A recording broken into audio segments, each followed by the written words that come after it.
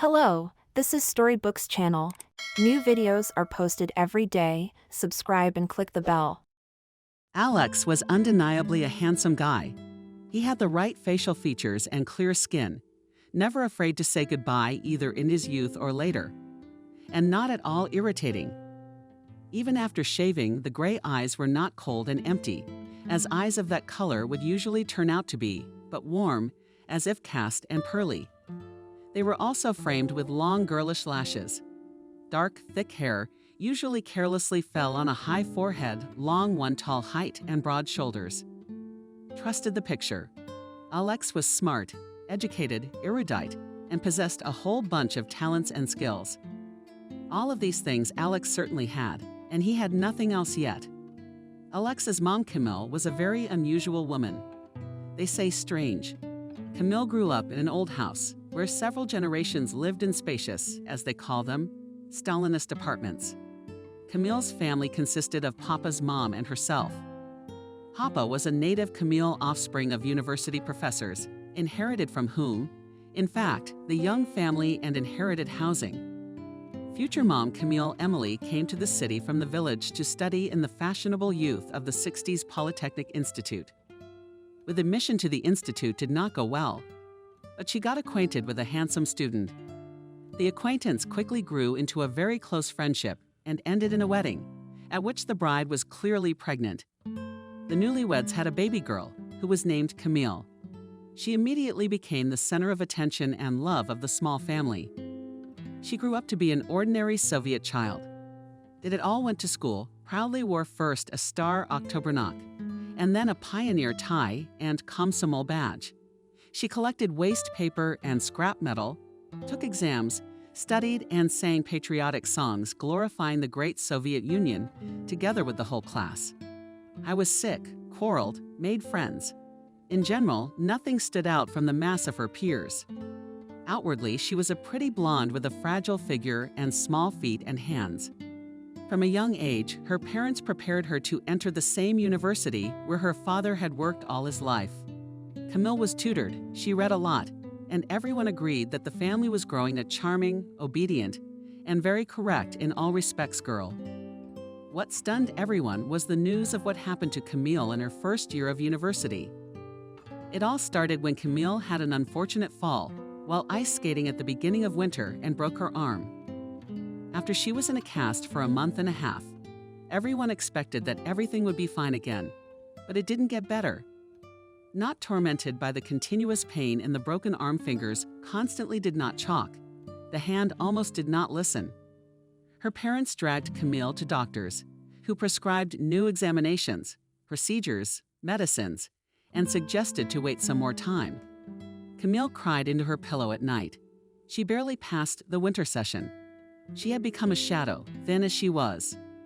One day, exhausted by anxiety and pity for her daughter, Emily complained bitterly to her coworker. She suddenly made a mysterious face and sat down next to Emily. "I need to talk to you." For some reason, she looked away and whispered to her friend. "There is a woman. She's a healer." "I mean a doctor," Emily asked, not quite understanding what she was talking about. "Oh, you, Emily, what kind of doctor?" "A healer, a witch doctor." "You see," the pal impatiently twitched her shoulders. "No, sorry, I don't understand." Emily, for some reason, also looked around anxiously. From the mere words, healer witch saw something Moldavian and certainly forbidden. "She treats you like your Camille, which our best in the world medicine for some reason cannot help." Still without raising her voice, confided friend.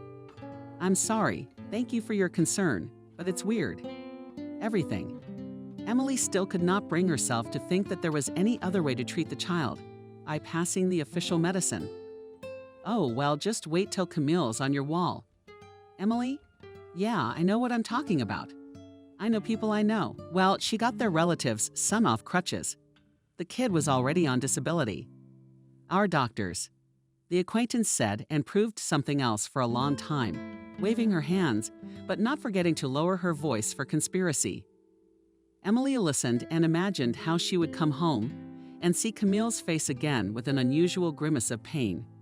Or her foreshadowing. There was no more strength for it. Camille was pitiful, where her mind had gone blank, and Emily made up her mind. Okay, how do I get to that anchorwoman of yours? We can go tomorrow. Where does she live? Oh, really? My friend splashed her hands. You think it's that easy? I'll find out tomorrow and I'll tell you, okay? No, not tomorrow. Emily objected firmly today, having made the difficult decision to turn to the secret, almost dark forces from the official point, standing outside the law. She suddenly showed up. Call, make arrangements. Mom, what is this nonsense? I'm not going, of course not. Are you taking me to some grandmother? Camille's indignation seemed to have no limit. Camille, I thought the same thing at first, but now maybe we should go. It wouldn't be any worse. Camille, please, let's try. Emily begged her daughter all evening. Finally, Camille gave in to her mother and agreed to go to the arch for her peace of mind. The next day, Emily drove her daughter to one of the villages in the region. The village was old and half abandoned. A house, a healer to the grandmother Evelyn. As Emily said, the mate knew absolutely everyone here. Therefore, it was not difficult to find it. Approaching the hut indicated by the passerby, Emily experienced a strange feeling, as if she found herself in some old fairy tale, and for some reason leads her little girl to the witch. Emily almost stopped to turn back as the door opened, and an old woman stepped out onto the porch. Yes, she was the type from the mountains, pale and thin. Yet somehow she gave a strange impression of a very strong person. Some incredible energy, a sense of confidence and power came from her. She appeared to be a spring of steel. Hidden in the old woman's body. Are you up? Come on in. In a loud voice, in which there was not a hint of senile mugging, pronounced Grandmother Evelyn. Is your girl sick? I see. Emily, not sure, moved up the porch. In a few minutes, they were sitting at a large table covered with a gray homespun Camille tablecloth and drinking delicious herbal tea with honey. Then the grandmother, Evelyn, stretched forward both her palms and placed them on Camille's sore arm. The lips, the old woman moved continuously. Emily heard fragments of words and phrases of some ancient prayer. Camille, enchanted, like a rabbit before a boa constrictor, sat in front of the arch. She looked at the old woman with huge eyes, and in them for the first time for the last 3 months, which had passed since the cursed day of the fall and the fracture, there was no pain. Will you leave your daughter here? The old woman spoke imperiously. Don't be afraid, silly. She stopped her attempts. Emily to object. If not, then go away. And how will you treat her? Emily decided to ask. She will be treated by God Almighty. And we'll pray to him? That's right. Child suddenly turned to Camille. The girl, who had been sitting perfectly still before, burst out convulsively and nodded, still not taking her eyes off Grandmother Olda's face. Mother, I'll stay. You may. Camille's voice sounded completely unexpected. I want to stay. Mom, I feel better now, the girl added quietly. Camille had been at the arch for 2 weeks. What played a part? Fresh air, simple healthy country food strengthened and on 100 and Grandmother Evelyn. Who knows? Or maybe it was simply the time allotted by nature for Camille's arm to finally stop hurting and start rocking. Either way, the results were there. Camille recovered, but a normal, working, no longer sore arm and a fired up girl's face. That was not all she had brought back from the distant village. Camille returned to the city, subdued, thoughtful, and different. The most important thing that emerged in this new book, however. It is a look quite special, turned inward into herself, directed at something invisible to others, accessible only to herself. Mom, I believe in God, the girl suddenly said. They were sitting together in the kitchen. Camille was reading a book and Emily was preparing dinner. Daughter, we all believe in forces that we cannot understand or explain. Emily, with her education from 10 grades in a rural school. This explanation was sufficient. No, Mom, you don't understand. I truly believe in our God Jesus Christ, the Almighty and Creator. And I want to dedicate my life to His service. Solemnly and carefully enunciating every word, pronounced Camille, without taking her eyes off her mother's face. Emily quietly grunted, dropped a spoon on the floor, which something stirred in the pot standing on the stove, and sat down on the stool, To hear such a thing from a 19-year-old Soviet girl in the late 80s was unexpected and disturbing. The roots of many years of atheistic upbringing were very deep in Emily and her husband. The father, hearing from Camille, her convinced confession was furious. His wife and daughter had never seen him in such a state. "I'm going to burn that witch," he yelled. "It's her brains he's twisted." "Did you turn?" He to his daughter, "If you don't get that shit out of your head, can you get out of my house?" "Okay, I'll leave tomorrow." Camille looked at her parents with light and clear eyes, not giving away the storm that was raging inside. "Camille," Mom looked at her daughter seriously, "I beg you to think again about what you are going to do. There will be no turning back for you." The next day, Camille left her parents' apartment, taking only her documents and a few belongings with her. She wrote an application for expulsion from the university. She rented a room in a private house on the far outskirts of the city and began to go to church school at the convent every day, grabbing any job to earn at least a little money to live on. 2 years passed in this way. Those who laughed at Camille got too seriously wet. Everything was turning around. Camille determined and desperately prepared herself for monasticism. She observed fasts, went to the temple daily, read and studied the scriptures, the lives and writings of the saints. She graduated from nursing school.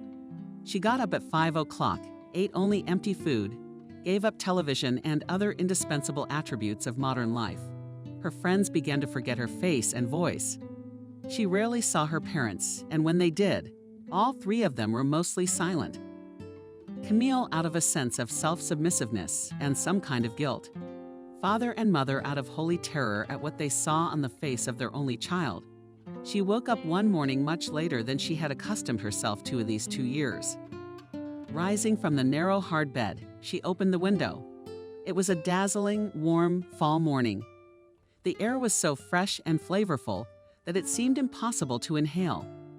I suddenly had a terrible desire to run out into the street barefoot, wash my face, Raza, plunge into all this freshness, feel the joy of life. But she is happy in her love for God. That's her only real life, isn't it? Camille moved thoughtfully away from the fire with the usual mechanical movement, left and tied her handkerchief, and stopped suddenly.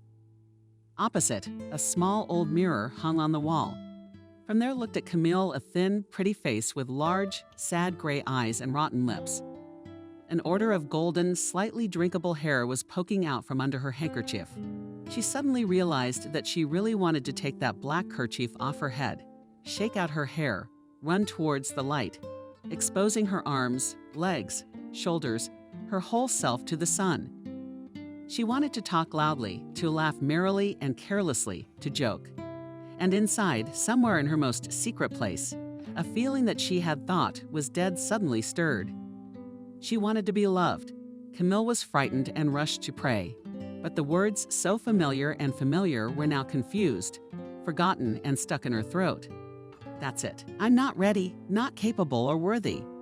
So suddenly on a May morning, the life of 21-year-old Camille took another sharp turn. People again shook their heads in surprise and furtively twirled about the discs, not even trying to understand the tricks of this strange girl. If they knew that Camille herself was the last person in the world who could explain what was happening to her. She just wanted to live, and she wanted it as suddenly and quite sincerely as she had decided to give up all the joys of life 2 years ago. A month later, Camille, occasionally running her palm through her smooth, shoulder-length hair with pleasure, looked with a smile at the cheerful and throaty crowd of students whose 3rd year had been brought to a small suburban village to harvest cabbages. Camille herself had come here for work. After her sudden attack of vitality, she cried for 2 days, and then came to the convent with the abbess, who became Camille's spiritual teacher. She, being a true believer and a good psychologist, calmed Camille down as best she could and told her that there was nothing wrong or unworthy in her feelings. That perhaps she was just not ready for worldly life yet. The main thing, girl, that God was in you, not from him, and he will not leave you. What am I to do? Mother Camille looked up at the nun with haggard eyes. Go and just live. See your parents. And when you want to come back, she said calmly, I'll help you with work. There are farms where we buy vegetables. so they need a cook for a month to feed the students in practice. You can go if you want. Students, they're like monks who eat whatever they're served. Mother suddenly made a joke. Before leaving for the village, Camille had a talk with her mother, as the prioress had advised her. The feelings from this meeting remained very heavy. Emily's life had lately been very low after Camille's departure from the family. Her father left her 6 months ago and left her for another woman, without even leaving an address. During the divorce, there was some very wise exchange of the apartment, as a result of which Mom ended up in a small room on the outskirts of the city. Feeling guilty about what had happened, Camille tried to establish a relationship with her mother, but during the 2 years that Camille had lived her closed life at the convent, a wall of misunderstanding and resentment had grown between them, so much so that Camille could not break through it, no matter how hard she tried. Emily openly blamed the fact that her husband had left her, that in her old age she found herself alone in a shabby room with no friends and no means of subsistence. Mommy, you forgive me. If I am your fault, I will help you in any way I can," hotly exclaimed the shocked Camille. "What can I get out of you?" "A fool is just that." Emily waved her hand. "I'll manage on my own." "And you go, Camille, go. I don't need your sympathy and I don't want anything from you." Camille felt her mother's words hard. Again and again she asked herself, was she to blame for what had happened to Emily? She hadn't done anything wrong. She had always loved her parents. But the fact that she hadn't lived up to their expectations, well, it's her life, and she's entitled to live it as she sees fit. Sometimes I didn't think she was right.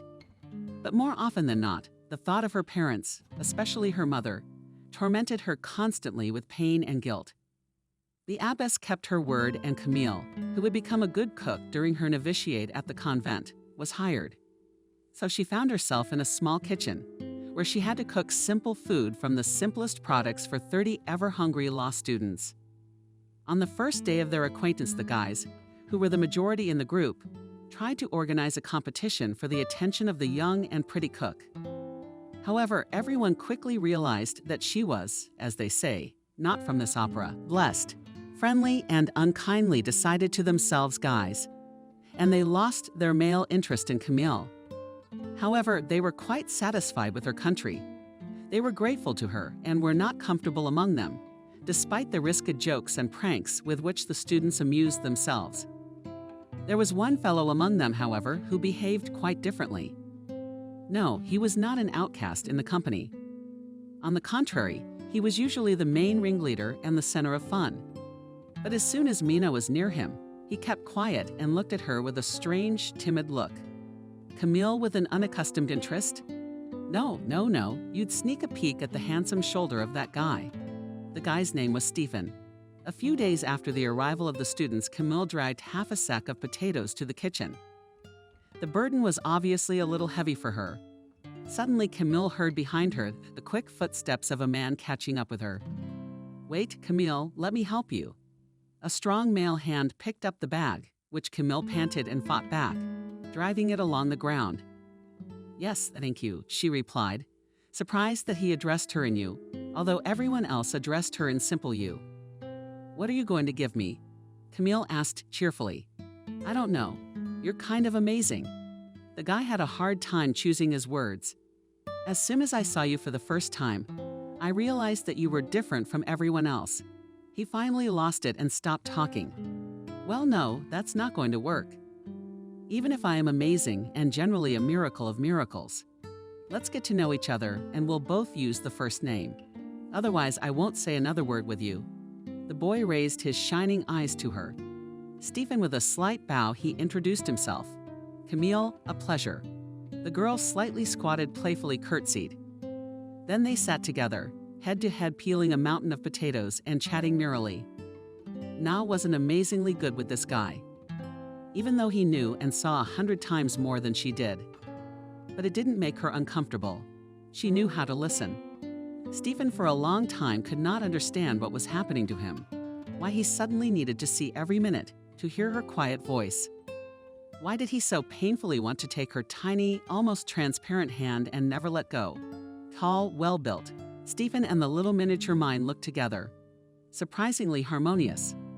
From the first days of their acquaintance in all Stephen's movements and words directed at Camille, there was tenderness and a kind of rapturous surprise. 3 weeks of labor practice flew by so imperceptibly. The boys harvested the cabbage crop, loaded it on the cars, and happily went to town. On the eve of departure, Camille prepared a sort of festive dinner for the boys. Though her hands were shaking, the fairy tale was coming to an end. Stephen would leave tomorrow, and she would never see him again. The thought was so terrible and bitter that Camille could not bear it, and cried right there among her pots and plates. As a farewell, the boys made a huge bonfire with songs and dances around it. By 2 o'clock in the morning, everyone had dispersed to their tents and cabins, and the noisy, merry student camp fell into a deep, carefree sleep. The two of them sat alone by the fire. Above them, endless, fathomless night sky spread its starlit dome. And then Stephen suddenly, unexpectedly for himself, put his arm around Camille's shoulders and gently drew her to him, lightly touching her cheek to her ear.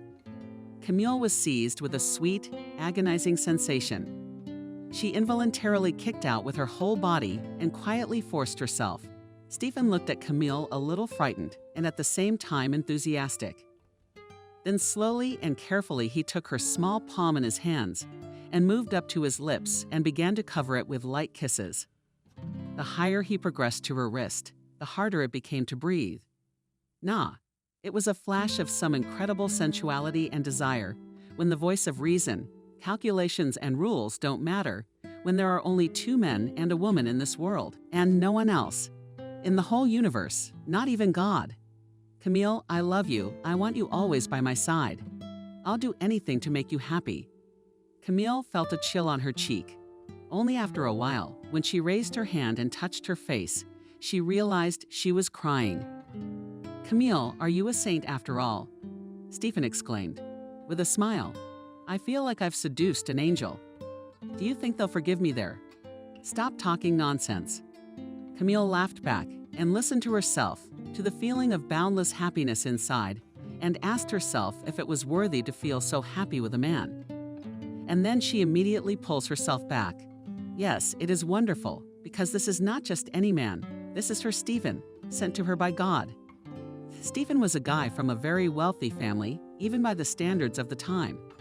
His father was a middle-class party official who enjoyed many benefits that were beyond the reach of mere mortals. But most importantly, being a good economist, he realized in time that the Soviet state system was about to collapse, and everything that was common and nobody's could become somebody's, and bring quite tangible benefits. Slowly took to their hands a few gas stations, former trading bases, and some other objects. He was already at the beginning of the dashing, as they called them 90s, very firmly on his feet. Stephen's mother, a woman very suitable for her husband, was also, as they call it, in business.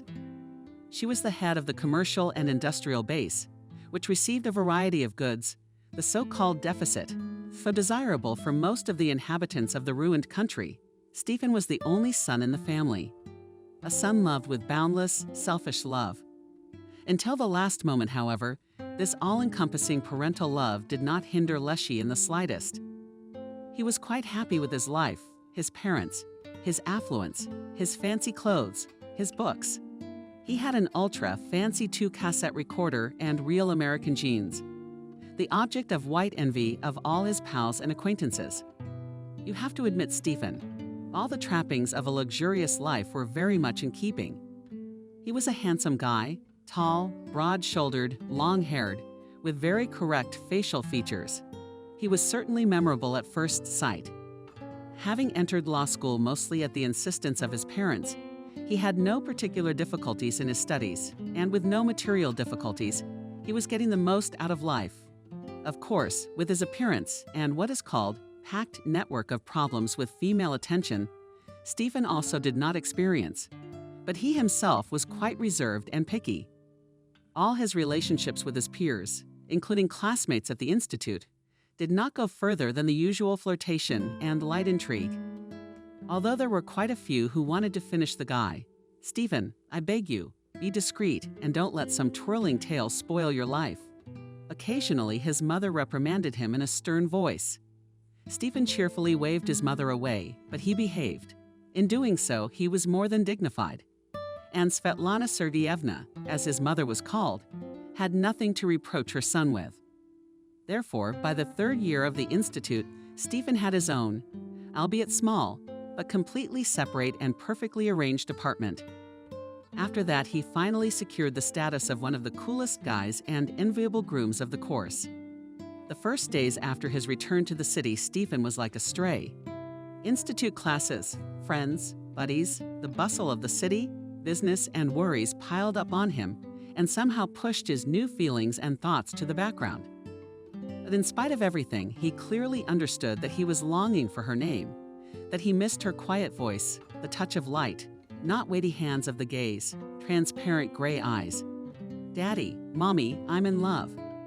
The first night, Stephen announced with a very serious face to his parents at the festive table lavishly set in honor of his return to the city. "Well, thank God. Is this what cabbage does to people?" jokingly exclaimed back Jenna, ironically looking at her favorite child. "No, Mom, you don't understand. This is all very serious. I met a girl amazingly beautiful, the best in the world. There's no one else like her, and I want to be with her. My whole life." There's a pause in the room. "This girl is someone from your class. We know her." Dad finally spoke up. "No, you don't know her. Nobody knows her. I have a feeling she's only recently arrived on our planet." Stephen jokingly tried to diffuse a little of the tension that was coming from the parents. "Stephen, this is a very stupid conversation. You're acting like a child." Jenna's voice was clearly troubled. "Did you like the girl? That's normal at your age. Go out while you're still young, but making statements like that. What's wrong with you?"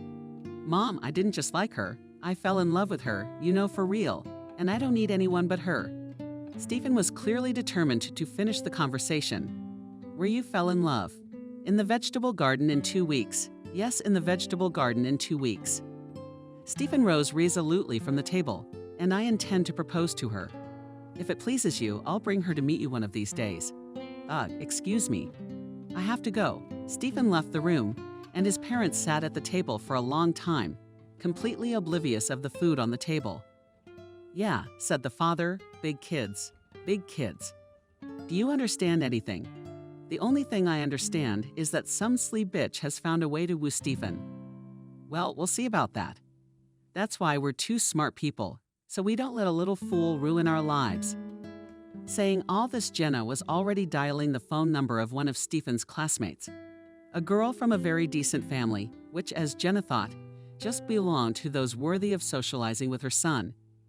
In about 10 minutes, she already knew about her son's unexpected infatuation with the village cook, with a kind of blissful face. As the girl, offended by Stephen's inattention, put it. Jenna, of course, was horrified by what she heard. She realized that she had to act immediately to save her son. Leaving the village, Stephen knew of her only that it was possible to find her. He asked about her outside the convent. This again brought him into some indescribable rapture. "Amazing, this creature, Camille. You don't even have an address, like the sun or the wind?" Stephen said with admiration. "Yes, I have no address, no possessions, no education, nothing but love for God and for you." Very quietly, almost in a whisper, added Camille. Stephen gusted and tenderly embraced the girl. "Camille, I'm going back to town now. I'll talk to my parents and I'll come and get you. You wait for me." Okay, I'll wait for you." Camille looked at Stephen with shining eyes. The day after she returned to town, Camille received terrible news. Mom had died. With renewed vigor, guilt seized her with all the passions so characteristic of her. Camille suddenly believed that her mother's death was a punishment for her behavior, for leaving the convent, for her sudden infatuation with a man, for her sinful thoughts and desires. After her mother's funeral, Camille sat in the small room of the convent's small guest house. On the wall, the clock was quietly and monotonously flowing. Outside, the window rustled in the rain. She closed her eyes and listened to herself. At the funeral was the father, who did not even approach his daughter, and only lastly, passing by, threw a terrible phrase in her face. "It's all your fault. You are dead to me too." Camille had accepted this thought completely and unreservedly. And now, sitting alone in an empty room with a kind of sullen pleasure, she agonizingly executed herself for her father, for her mother, for everything that had happened, for everything of which she had been guilty and innocent. She was in so much pain that she could not even cry, but only moved her lips silently in a familiar prayer. The door to the room suddenly creaked a mule and fell away. The woman who entered hated for the first time in her life. About 50 years old, dressed expensively and fashionably on her face, and bright heavy makeup, which gives her eyes and lips some predatory evil expression. All of this was noted by Machine for no reason at all. In fact, she was sure that the visitor simply mistook the door, and now she would leave. She would be left alone with her thoughts again. But the woman clearly had no intention of leaving. "Are you Camille?" She suddenly addressed the girl in a harsh, loud voice. "Yes, hello." Camille looked up and tried to stand up, but staggered with sudden weakness and sank awkwardly back into the chair. "I need to talk to you." The woman moved a second chair over and sat down resolutely across from Camille. "I'm sorry, I can't really talk right now." Camille tried to explain, but was abruptly interrupted. "It's all right, patience, my dear. Our conversation won't last long."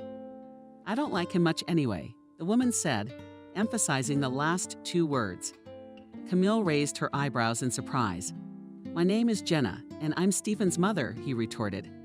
Camille rose to her feet fearfully and, clasping her hands together, said shyly, "Oh, hello again. I am very pleased, and I am not very pleased. Or rather, not pleasant at all," categorically stated Jenna. "I understand perfectly well what you are up to. I can see right through you. But know this." Suddenly, she switched to you and almost shouted, "I won't let you ruin my son's life. You won't have him. Compared to him, you're nothing but dirt, nothing. Huge and ugly, with a face twisted with anger." She continued to sit in her chair, but seemed to crowd the room and loom over the confused little Camille standing in front of her. "You needn't worry, please. Stephen and I will never see each other again." With difficulty, Camille spoke, waiting for a short pause in the insults that poured down upon her in a steady stream. "You are right, I am not worthy of your son. I am a terrible sinner and cannot be happy. You only tell him, please, Camille, I beg you," with another look in the eyes of Jenna, who does not expect such an easy and quick victory. Astonished silence. "Tell him not to be angry with me, and that I will always remember him and pray for him. God bless him." Camille lowered her head and closed her eyes. Tears crawled down her cheeks from under her eyelashes. Jenna, for some reason trying not to make any noise, silently got up from her chair. For a few seconds, she stood confused in front of Camille, and something strange was happening on her face, as if a new or maybe just long-forgotten, light and kind feelings were bursting out. She looked at Camille almost fearfully, and by an effort of will she suppressed her weakness. Her face became angry and stony again. She went resolutely to the door, but for some reason at the last moment looked back at Camille, again with the face of an iron lady. Something strange began to happen. Bit my lip. Jenna finally left the room and very carefully closed the door behind her. Stephen arrived at the convent the same evening, but Camille was no longer there. No one knew where or when she had gone. There was no trace of her. It was as if she had vanished into thin air, vanished as easily and quickly as she had appeared in his life. He spent months scurrying around the city and the surrounding area. He spent 24 hours on duty at the gates of the monastery, at the entrance to churches and temples. He had spent hours wheeling through the streets, just looking at faces and figures. In the frantic hope of seeing Camille, he managed to get a meeting with the abbess of the convent and knelt down in front of her, scaring the nun out of her wits. After talking to him, all she could promise was that she would tell Camille, if she appeared, that he was looking for her and waiting for her. Stephen suddenly realized that he knew nothing at all about her except her proper name. He didn't know her last name, middle name, date of birth, anything. It was just that when she was around, all this seemed completely unimportant and unnecessary. And now that she was gone, it was too late. He could not believe that Camille was gone from his life forever, that he would never again see those marvelous transparent eyes, would never press his face against her thin silk palms, would never hear her quiet and affectionate voice. Stephen's life had been a complicated one. In it, there were many joys and troubles, events and disappointments. There were women in it, of course, but the memory of the one amazing one with whom he spent one night, the most beautiful night of his life, Stephen kept in him forever. Camille, having convinced herself that she was a terrible sinner for whom there was no forgiveness, firmly convinced herself that she had only one way left in her life, the way of serving God. She went very far away to an ancient Russian city with a huge world-famous church and convent. A month after her escape, she realized she was pregnant by the only man in her life who had touched her on their one night together. Camille entered the convent as a novice and again plunged headlong into religious life. All day long she was lost in the temple and the monastery. She took on the hardest and dirtiest work, despite her pregnancy, which she hid from the nun for a long time. She did not give herself a moment's respite, not a single indulgence. A month before the birth, she was forced to stop working. Right on time.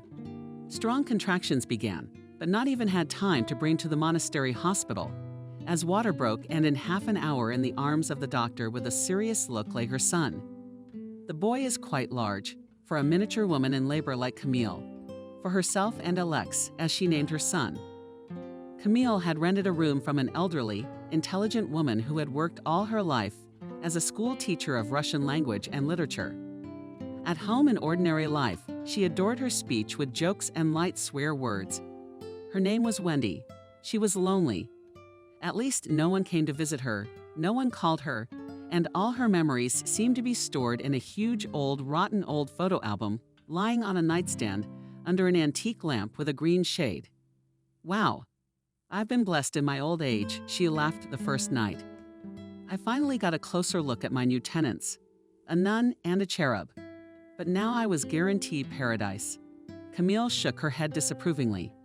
She clearly didn't like the landlady's humor. But Camille did not dare to voice her displeasure aloud. However, Wendy never made any more jokes. Wendy turned out to be a real gift of fate for Camille. She was lonely and withdrawn. She was, however, clearly an experienced woman. In everything that concerned the care of a child, illnesses, feeding, and other wisdom that Camille herself was discovering every day. To Camille, and especially to little Alex, whom she affectionately called Alex, the lonely old woman had grown attached. With all her heart. 2 months after they moved in, Wendy flatly refused to take money from Camille for the room, and the three of them became a small, close-knit family. Camille, look, you're working your ass off for the convent. It's a good thing, of course, he said carefully, and Wendy was very free to interpret matters of faith for himself. But you have a son. Do you need money? Nothing, God willing, everything will be all right. The Lord will not forget us with his cares. We'll be well-fed cats and a race. Camille crossed herself habitually and smiled a quiet smile that barely flashed on her thin, haggard, almost transparent face. Well, the Blessed One has started her song. It's you who may be the one who's going to be the okroshka and the drawing. And a guy needs meat, vegetables, milk. Angrily objected Wendy. Okay, the hell with you.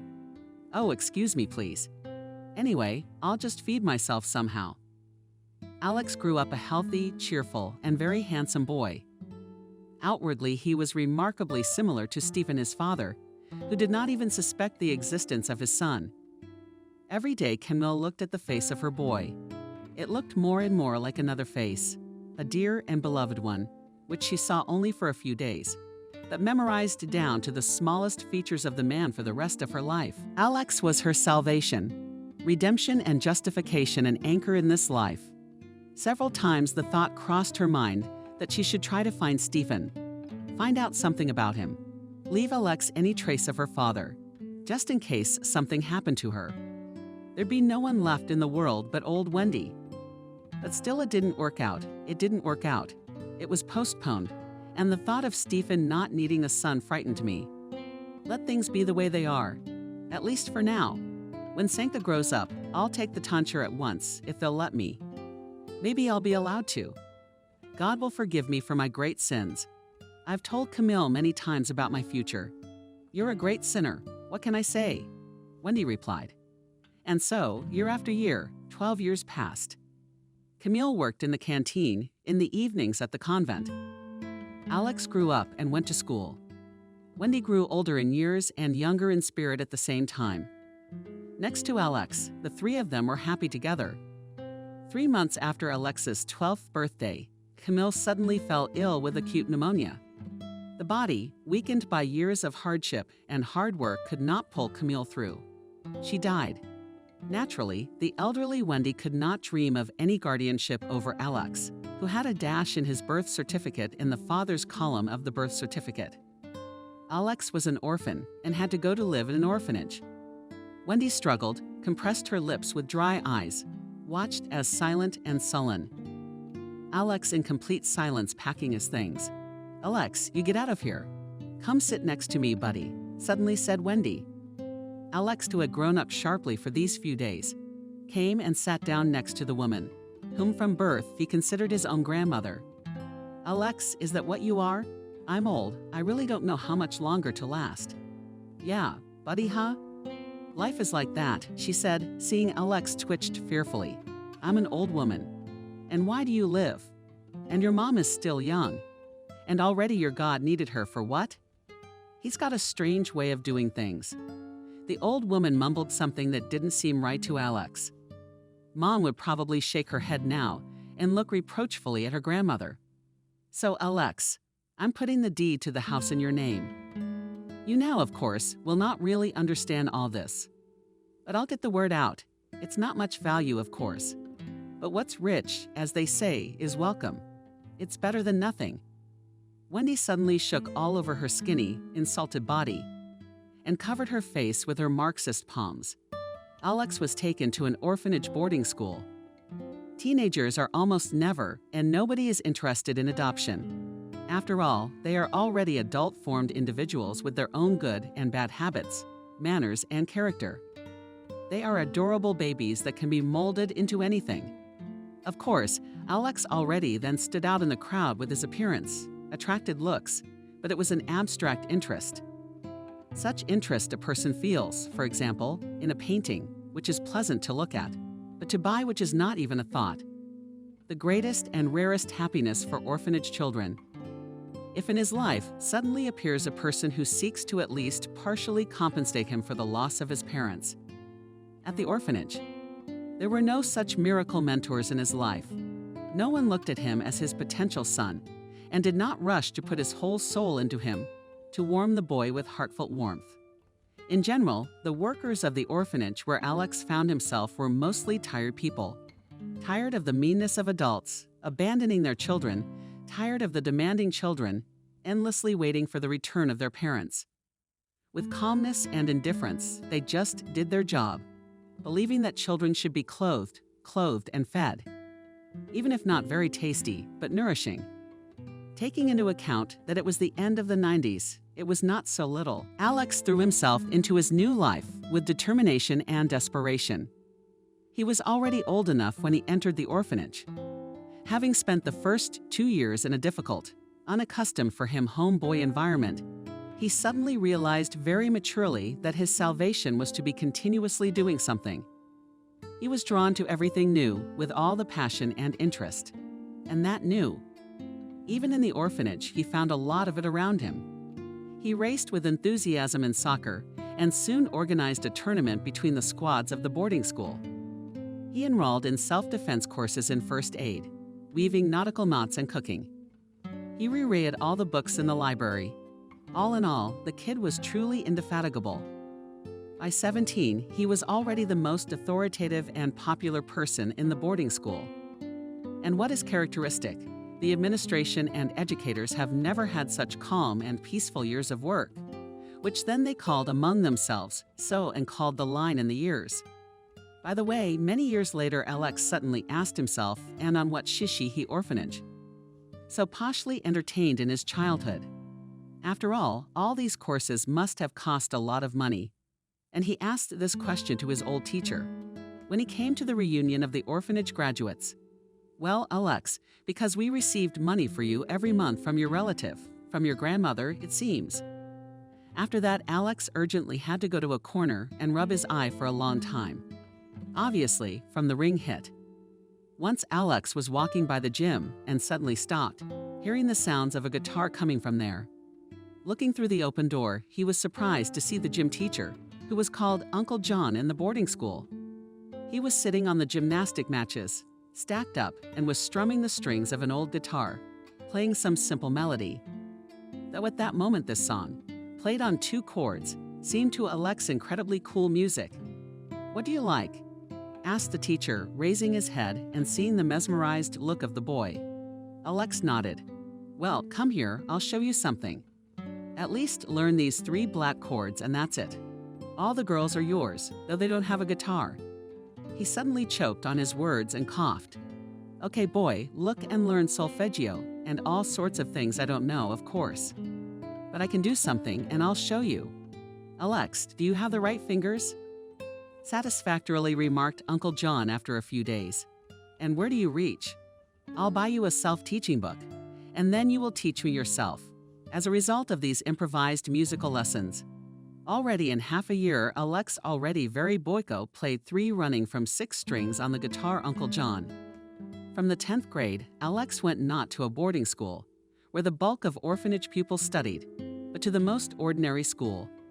With this, he was helped by the principal, who from the first day of his life in the boarding school for some reason singled out Alex. "But be warned, you won't make it. They'll kick you out without mercy." "Got it, I told you." "And Alex?" He pulled, and not just pulled, but finished 10th grade with the best result among all classmates. True, only Alex himself, yes, perhaps, also Uncle John knew. What did it cost him? How difficult it was, for example, to cope with cursed chemistry, or to understand no less cursed algebraic functions, which did not want to fit into Alex's essentially humanitarian head. "Alex, what the hell did you need all this for?" The physicist shook his head in amazement, looking at Alex writing off a pile of sheets with formulas and graphs one after another. "I've lived 50 years in the world, and not a single cosine has never been useful to me in my life. Not to mention its tangent in blueprints." Despite the difficulties of 11 classes, Alex graduated with a silver medal. By this time, Alex was already a tall guy with broad shoulders, clear eyes, and a handsome face. Head of the boarding school, with astonishment secretly highlighted in his eyes. Suddenly thought that in her memory, perhaps, had never yet come out of these walls of a person so different from the orphanage. After he turned 18, Alex was about to leave. The headmistress gave him the papers in his name, which made him the owner of an old house in an old Russian town. Wendy kept her promise, making all that she had a will in Alex's name. Of Wendy's death less than a year ago, he had not known. And now he was on his way to the town where he was born and spent 12 happy years of his childhood in the town where his mother and grandmother were buried.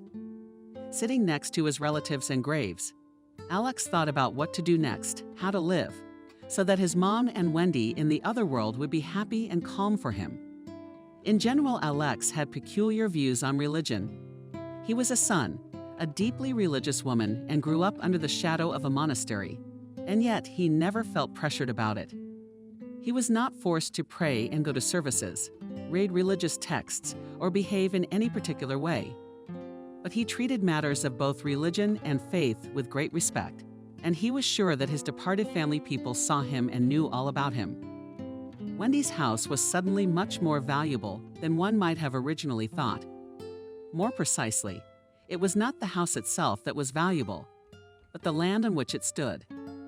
And since Wendy had thoughtfully inherited Alex not only the house, but also the land, Alex suddenly found himself, as they say, with money. Having formalized the sale and put on the graves of his mother and grandmother good monuments, Alex, finally, free department sat in the old house, which tomorrow was to be demolished, and finally said goodbye to his childhood. Glance fell on the old photo album Wendy, which just as in her lifetime, was lying on the nightstand. Alex stood up and carried the album over to the table. Leafing through the heavy pages, imbued with the peculiar smell of old paper, he looked at familiar images of people from his grandmother's life that he had seen many times. At the end of the album were several pages with new modern pictures of himself laughing merrily, small and happy and ironic, squinting at Wendy and shyly faintly smiling at his mom. Alex pulled those cards out of the album, about to put them among the few things he had decided to take from the old house. Album. He was about to slam it shut. Suddenly he noticed that between the last sheet and the cover there was some kind of paper. Unfolding the checkered sheet, which had been tightly fought over the years, Alex unmistakably recognized his mother's handwriting. She wrote in large, neat, spelled-out letters, like the excellent girls in junior high school. Separate words and whole lines were crossed out and crossed out on top. Something else was written to them. In general, it was like a draft, which for some reason Mom didn't bother to rewrite. Looking closely, Alex suddenly saw the words at the top. "Alex, my darling." His heart jumped, and it beat fast. In front of him was a letter written to him by his mom. Taking a deep breath and waiting for his heart to beat steady and calm again, he began to sort it out, crossing them out and correcting them. "Alex, my darling, I am very guilty before you. I never talked to you about your daddy while you're still very young, but when you're older, I'll be sure to tell you about him. He's the most beautiful man, the most handsome, the most intelligent, the most wonderful person I've ever known in my non-folding life. We were together for a very short time, but that doesn't matter. All that matters is that I loved him very much, and I think he loved me very much too. But fate, this word was many times crossed out and written over and over again, did not allow me to be with him. It's not his fault. I'm the only one to blame for you. You should know that. And maybe someday life, fate, God will bring you together. And I know you'll recognize each other. You can't help it. You're so much like him. He doesn't know you exist. But I don't think that matters either. He'll see you and he won't need anything else. He lives crossed out, lived in my hometown of N in 902M. He was in his 3rd year of law school. That's all I know about him. No last name, no address. I'm sorry." Alex sat in the old house with her mom's letter clutched in her hand. Dusk thickened around him from all sides, shadows and memories receding. So he has a father, and he's not a scoundrel who abandoned his pregnant mom. Not a scoundrel who forgot about male honor and conscience, and according to his mother, a normal, good man, from whom she for some reason ran away, not even saying that she was expecting a child. A woman's woman. Alex shook his head with bitter amazement, as if he was not an 18-year-old boy, but a deep old man who knew all the secrets of the human soul. And what is in your heads when you do such things? The idea that he was not alone in the world was not yet in Alex's head. It was too incredible to be accepted at once. He had to live with it, get used to it, and decide what he should do next. And yet, a plan immediately emerged in his head. He would go to the very town where his mother had been born and lived, and where his father might still be living. No, he wouldn't rush through the streets looking for a middle-aged man who looked like himself. Of course not. But he'll study and work, he'll get back on his feet, and then he'll be ready to search and meet his father. Making his decision at the calm and proud, he fell asleep instantly on his grandmother's old bed, never letting Camille's letter out of his hand. No problem. Having entered the same law school, where according to his mother, his father had once studied, Alex lived a completely independent new life on the money from the sale of Wendy's house, which, however, here in the big city turned out to be not so big. I managed to buy a tiny apartment at a decent distance from the center. But it was his own, separate, where he could be alone with himself, his man who'd spent the last 6 years of his life. In full view of other people, he was not drawn back to the dormitory. He gladly furnished his 18 square meters without any frills and lived quite satisfied with himself and the way things were turning out. His orphanage past. Alex did not hide it. He was not ashamed of it. On the contrary, he made a kind of coat of arms out of it, and more than once watched how people were confused, lost, and did not know what to say to his proud and distinct 6 last years. I lived in an orphanage, very much out of touch with most people's understanding of the typical idea of an orphanage. An appearance, confidence, and proudly raised head. Without much difficulty, gaining authority first in the group and then in the course. Alex returned to his usual role of a ringleader. The male part of the collective amicably decided that Alex, of course, does not smoke with geese. Not so much about girls, but in general, he was a great guy. And after at the first joint party, he took a guitar in his hands and carelessly blew off his forehead from his dark hair, sang a ballad. The weaker half of the course gave up too. 4 years flew by imperceptibly, and Alex finished his last graduation course. Everything was the same. He confidently went to the red diploma, fought off the insistent admirers, managed to make a good part-time job in a commercial firm. In general, as they call it, he kept the mark. Alex quickly walked along the Institutskaya Square towards the bus stop. It was already quite late in the fall. Evening on Nettles, nasty rain. And Alex was afraid to miss the last bus going to his elevation. What in the city was the name of the neighborhood where he lived? Passing by a bench, he noticed with the edge of his eye a deceased maiden figure. He had already passed by, and suddenly, at the last second, he heard faint sobs. Alex froze and turned to the side. Where was the sound coming from? There was a girl sitting on the bench, strangely enough, with her leg tucked under her and her whole body skewed to one side. While Alex was looking at her, she once again and exclaimed, "So what happened?" he asked. The girl raised her eyes to him and painfully wrinkled her nose. "Yes, here was walking down the stairs and twisted my leg. Crawled here and did not take a step further. And the phone was dead." Alex resolutely approached the girl and squatted beside her. "Show me." The girl shook her head fearfully and tried to move her leg deeper under the bench. Come on, show me. I'm practically a nurse. I even have my ID, only I don't have it with me. You'll have to take my word for it." While he was mumbling all this to himself, he'd already managed to get it from under a bench on the corner. Take off his shoe and put the girl's socked foot in his lap. Gently touch her ankle. He looked at the girl. "Do you have a sprain? It's nothing serious. But you need to go to the emergency room." "How are you going to stand up?" "I don't know, I can try." She got up and tried to lean on the injured leg, but it was painful.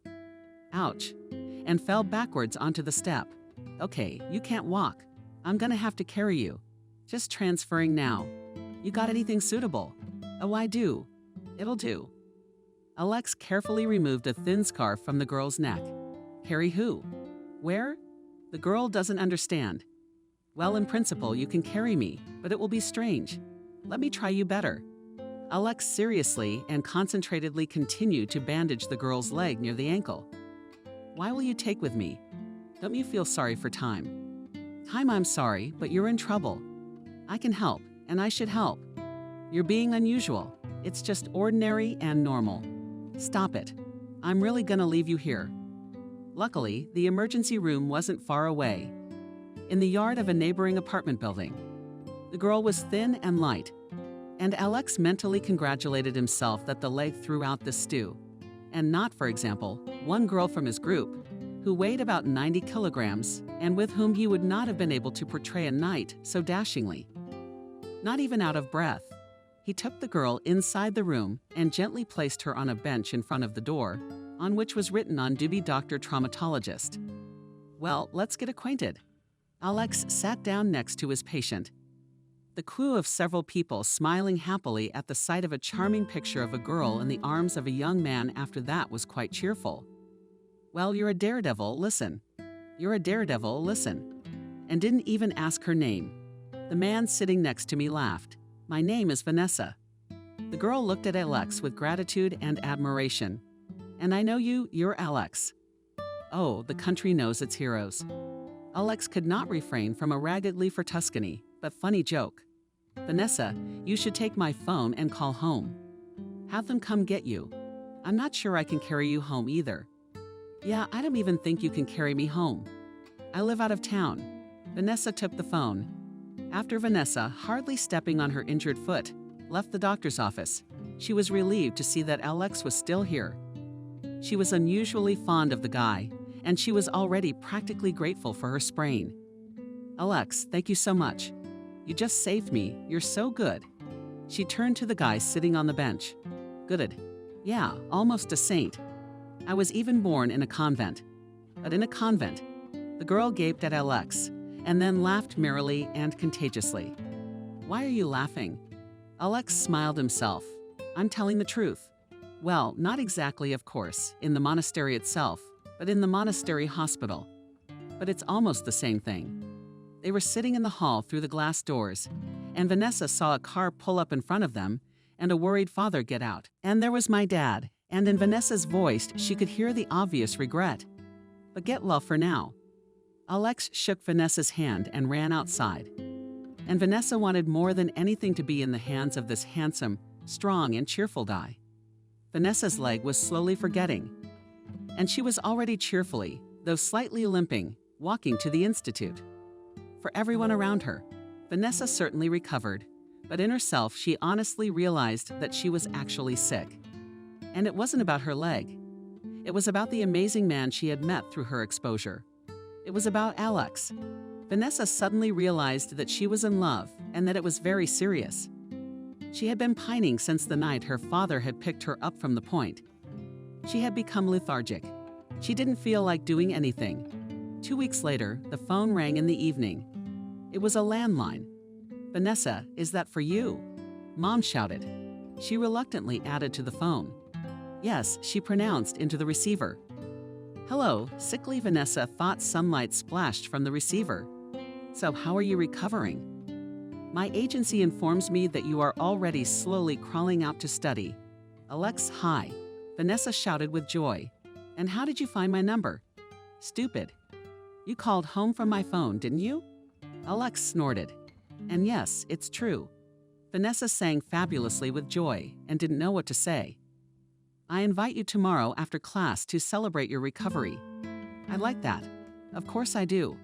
"Of course I do. Then tomorrow, 7:00 p.m. I'll meet you in the lobby." "Mind you, I don't like to be late." "And yes, I really like you so far." The phone had long ago written with short lips, and Vanessa continued to hold it near her ear and a stunned happy smile. The next evening they sat in a small cozy cafe and cheerfully chatted about everything. "Alex, tell me, have you suddenly made up your mind, Vanessa?" "You told me yesterday on the phone for the last time." "What?" "That I like you." "I also said very much. It's true. I can say it again. Then I also want to be honest with you that I like you a lot too. I'm just a little scared that it's all happening so fast. But I've liked you for a year now." Vanessa suddenly thought that her words sounded childishly silly. So she shut up. "I just have to explain something to you. It's very serious." Alex's face became stern. "I want you to know the truth about me, and I'm an orphan. I never had a father. My mom died, and I've lived in an orphanage for the last 6 years." "That's it." Alex leaned back on the back of the couch and looked at Vanessa with a testing look. A look of amazement came over her face. He was used to that expression on human faces and knew very well what followed. When the truth about his life becomes known, Alex had developed a habit of gloating a little. At the same time, it was a kind of defense reaction. But Alex had no time to gloat, because Vanessa's reaction took him by surprise. He had never heard such a thing about himself before. "But it's just amazing," said the girl, shining with her eyes. Alex took Vanessa's hand in his palms and kissed it. Vanessa was a fourth-year student, studying, as they call it, not shakily, without much success, quietly and mundanely, passing from course to course. She did not dream of becoming a lawyer. Just her father, the owner of a successful law firm, thought that his daughter should get just such an education and become part of the family business. By and large, Vanessa didn't care. 5 years of school seemed like a huge amount of time, during which a lot could change. Vanessa was a typical pretty girl from a well-to-do family. She had everything, and she was unbearably bored. She couldn't remember the last time she had really enjoyed a meal, a trip, or a simple conversation. Alex had burst into her quiet, boring, gray life like fireworks. She wanted to be with him every minute, every second. He was delicious. Eating the cheapest ice cream, having fun watching the most boring movie. It was interesting to discuss the dumbest topic. She just felt incredibly good with him. And he was handsome, very handsome. "Alex, I love you plain and simple," she said. 3 months after their first meeting on a bench in the park, they had been dating for almost a year, and every day their relationship was only getting stronger. Vanessa loved Alex wholeheartedly. Alex loved Vanessa tenderly and devotedly. Finally, Alex defended and received his red diploma. "That's it. I am ready to meet your parents," he suddenly said, sitting on the very historical bench that had brought them together a year ago. Vanessa looked at him fearfully. She realized that the real difficulties were about to begin. For months now, she had been heroically fighting with her parents for her happiness. At Alex's request, she had long ago, quite frankly without hiding anything, told her parents the details of Alex's biography. Her father was silent for a long time, and her mother threw Vanessa a real tantrum with all the cliches about children from the orphanage, bad heredity, and other nasty things. After listening to her mom, Vanessa stood up and said that she was ready to do anything for Alex. Even a life in a bar with no money, her father asked ironically. "With him, yes," shouted Vanessa, without thinking for a second. "And your famous dreams of a wedding with 100,000 white roses, he will pull them off." Father decided to crush on Vanessa, whom he loved very much. But frankly, he always thought she was a weak character. He will. He'll get everything he wants. And with 100,000 roses, if necessary, I'll wait. Her father raised his eyebrows in surprise. Never once in her whole life had he heard such firmness and desperate determination in her voice. In the evening, her mother came into her daughter's room. "I heard you talking to your father. My God, what a sacrifice. What did he get you with?" And Mom gave Vanessa a hard look. "No, Mom, calm down." The girl looked mockingly at her mother. "If you want to know, we haven't had sex with him once in a year. He says he has no rights to me until we're married. And if that's what he thinks, then I'll wait as long as it takes. That's it, Mommy," Vanessa's mother. Unable to find anything to say, she stood up silently. "Good night, my daughter." Pensively, she said, leaving the room. One autumn day, Alex was finally invited to dinner at the country house, where Vanessa lived with her parents. He was impeccable in everything. He was reserved and correct, but at the same time not stiff. He'd taken care of the silly cutlery trap Vanessa's mom had set up. The suit fit him perfectly, and the aging lady sighed secretly more than once as she looked at the profile of her daughter's fiancé. As she did so, she was visited several times by a strange feeling that she had seen it before. That face many times before, only it was much older for some reason. Vanessa's father, himself an experienced lawyer, certainly appreciated the professional knowledge and perspective. Anyway, to Vanessa's delight, Alex won the fight, as they call it, in one goal. "Maybe I'll let you down," with a slight support in her voice, asked the head of the family in farewell. "Thank you.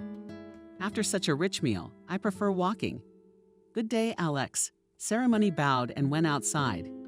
"You know I like it. Damn it. I like it at all." That asshole suddenly turned to his wife, Vanessa's father. Alex put a hood on his head tighter, wrapped his neck with a scarf, and slowly walked along the sidewalk that went out along the main streets of the cottage village. 50 meters away. In front of him, suddenly, the automatic gate opened sharply and a huge black Lexus drove out of it. The car stopped abruptly, as if it had stumbled. Apparently, the driver hit the brakes. The door opened and a man jumped out of the car, running around the car for something. The man raised his hand, seemed to look at his watch, and quickly returned to the driver's seat. The car's powerful engines roared to life. The suspension chased the tires and at a decent speed ran onto the highway. "It's crazy," thought Alex. "At that speed to start from a place. It's good that there are no cars on the street." He shivered, imagining how good it was in the warm interior of the Lexus, and how unpleasant it was for him to walk against the wind and light rain. To the bus stop, walking a few steps to the place where the psycho's car had just stood. Alex saw that on the asphalt of the sidewalk something is lying on the bending. He realized that it was a man's purse. Alex took it abruptly and looked around. His first thought was to just bypass the dangerous find and move on. He didn't like stories like this, and as a lawyer he knew well that they often ended badly for the one who found the missing item. But after taking a few steps, he stopped and looked around. If there are documents in the wallet, it's guaranteed trouble and hassle. For that, you're a slave who just left. Alex walked over to the gate next to the gate the Lexus had driven out of. and pressed the bell button. He waited some time. He walked over to the next wicket and rang the bell. After a few minutes, he was opened by a good-looking old man with gold glasses on his nose. Combined with a beard, the glasses gave him a remarkable resemblance to the writer Chekhov. "Hello, young man." The man looked questioningly at Alex. "Hello, you see, it's just that a car drove out of the gate next to yours, and the driver dropped his purse. There it is lying." "See," Alex waved his hand. "Oh, it's Stephen. He must have lost it." Chekhov splashed her hands. How can he be without documents? After all, there must be a license and car documents. "You please, pick up the purse and call the owner to return." Alex shoved his hands deeper into the pockets of his jacket and stepped aside. "Oh, young man, what about you?" "You wait, please. You're the one who found the wallet." Such honesty in this day and age. Amazing. I'm sure Stephen will want to thank you. "Thank you. But I don't need Stephen's gratitude. Just tell him to keep his pockets deep."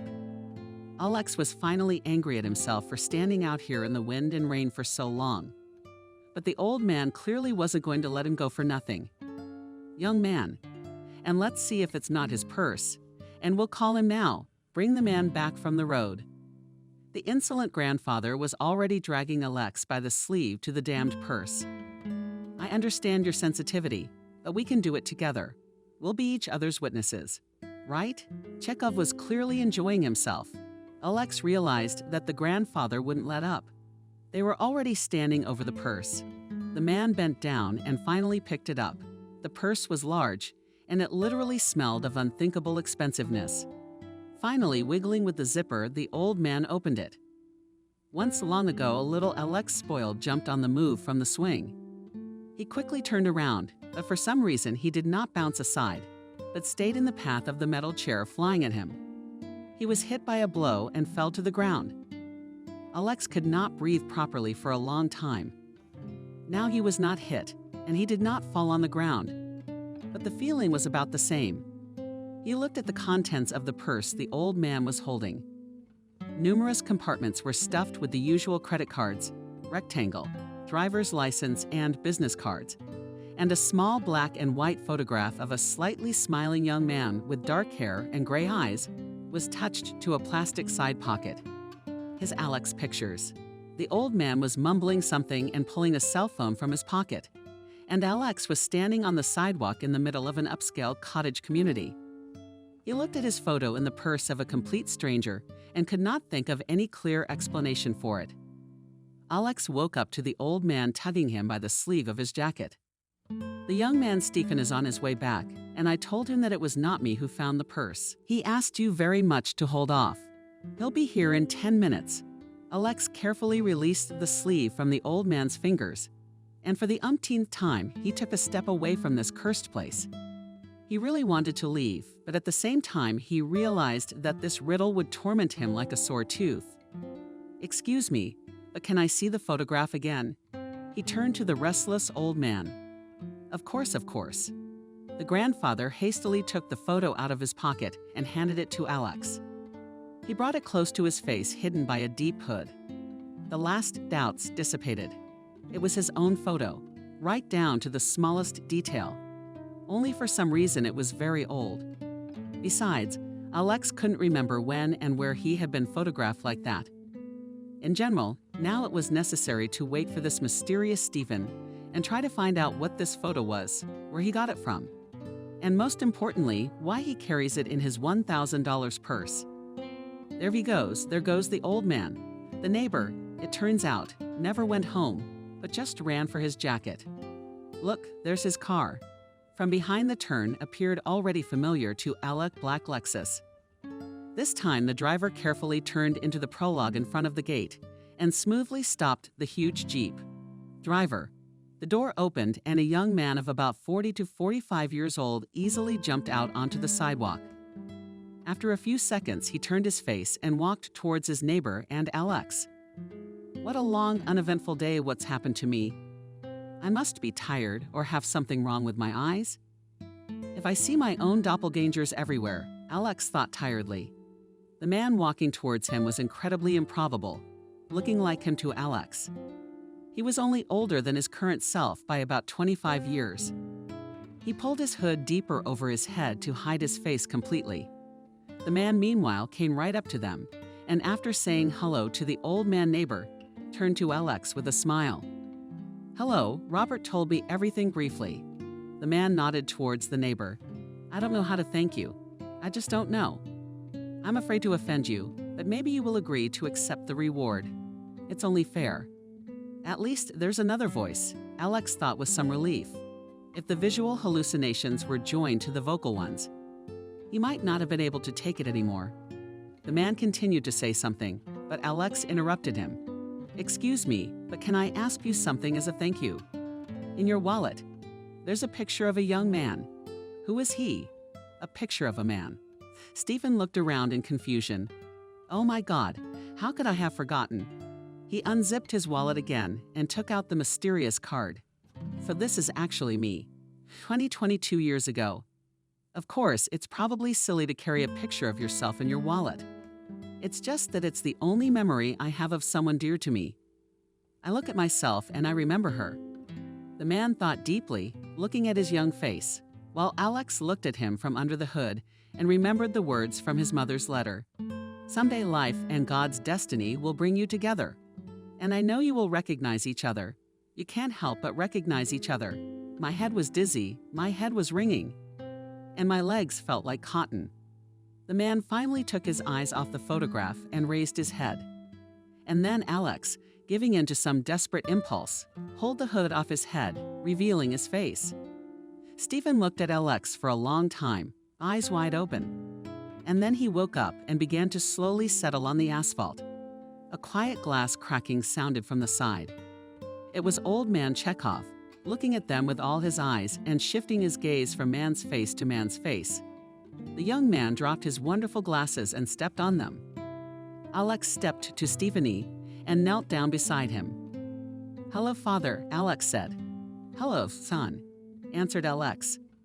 They were sitting in a small, cozy living room, in the fireplace crackling, burning wood. On the table amber glowed 2 brandy flutes. 2 very similar men, young and middle-aged, sat next to each other.